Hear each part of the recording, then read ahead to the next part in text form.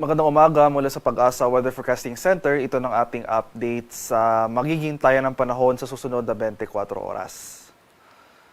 Kaninang alas 3 ng umaga, huling namataan yung sentro nitong low pressure area sa layong 260 kilometers kanluran ng Dipolog City sa Zamboanga del Norte.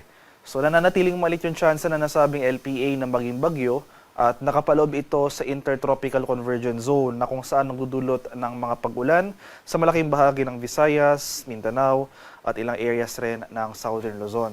Samantala, itong area ng Extreme Northern Luzon makakaranas ng mga pag-ulan na dulot naman ng shearline at itong silangang bahagi ng Luzon as well as silangang bahagi ng Visayas makakaranas rin tayo ng mga pag-ulan na dulot naman ng easterlies o yung hangin na nanggagaling sa Karagatang Pasipiko. For Metro Manila and the rest of the country ay bahagyang maulap hanggang sa maulap na papawirin ating inaasahan ngayong araw. Sasamahan yan ng mga usual thunderstorms throughout the day, lalong-lalo na sa hapon o sa gabi. At para naman sa magiging lagay ng ating panahon ngayong araw dito sa Luzon, so dahil sa epekto nitong easterlies, asahan natin yung mga pag-ulan, mga kalat-kalat na pag-ulan as well as yung mga thunderstorms sa may Bicol Region, Aurora, at sa Quezon. Dahil naman sa shearline, actually naglabas tayo ng weather advisory kaninang alas 5 ng umaga.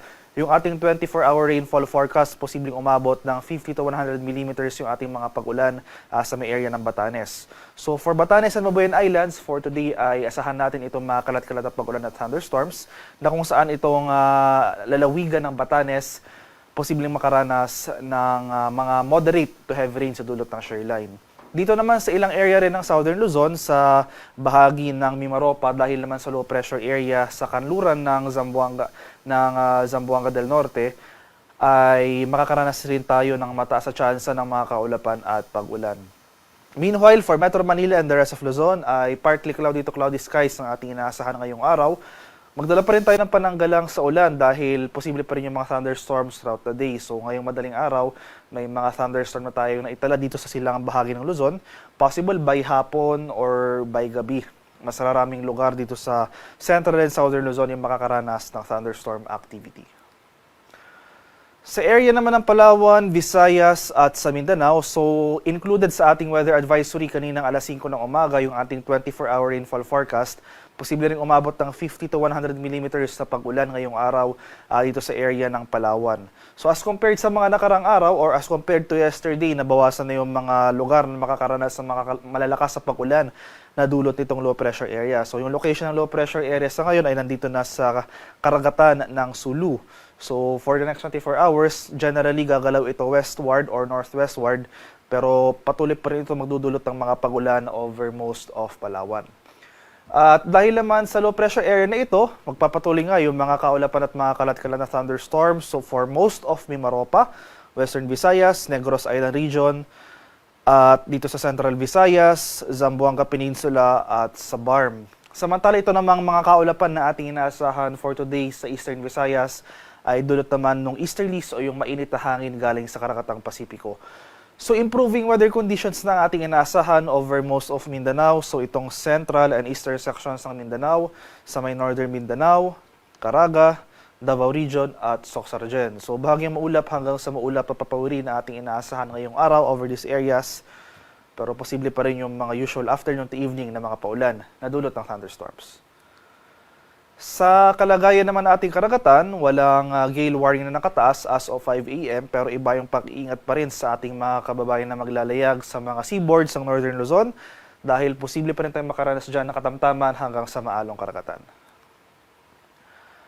At para naman sa ating weather outlook sa mga susunod na araw for the next 4 days, so starting tomorrow, araw ng Martes, magpapatuloy nga yung paggalaw nitong low pressure area sa may Sulu Sea, generally westward. So possibly by tomorrow, nandito na ito sa West Philippine Sea sa kanluran ng Palawan. So possible, mababawasan na rin yung mga pag-ulan na dulot ng low pressure area na ito. So improving weather conditions over most of Visayas and Mindanao. Gayun pa man, magpapatuloy yung mga kaulapan at yung mga kalat-kalat na thunderstorms sa may Palawan, Occidental Mindoro, Western Visayas at Zamboanga Peninsula. So over central and eastern sections ng Visayas at Mindanao, pati na rin itong areas ng Bicol Region, mababawasan na yung mga pag-ulan na ating mararanasan.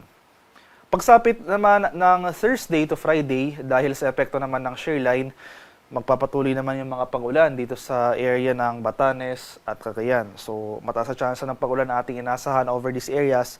So, yung shear line, yung convergence ng ating hangin o yung mainit at malamig na hangin. So, for the next few days, ito yung ating weather system na kailangang tutukan ng pansin dahil posible itong magdulot ng mga pag-ulan sa eastern section ng Northern Luzon. So sa mga lugar ko pong hindi nabanggit, no, so for the rest of the country, including Metro Manila, throughout the rest of the forecast period, ay generally fair weather conditions ang ating inaasahan. So mababawasan yung mga pag-ulan na dulot ng low pressure area.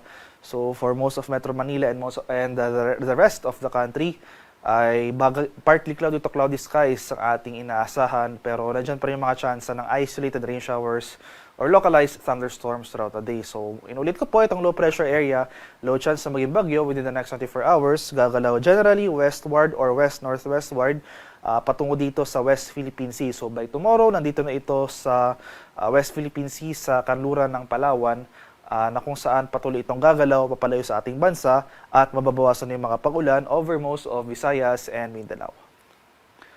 Haring araw sa Kamanilaan ay sisikat mamayang 5:50 ng umaga at lulubog naman sa ganap na 5:30 ng hapon.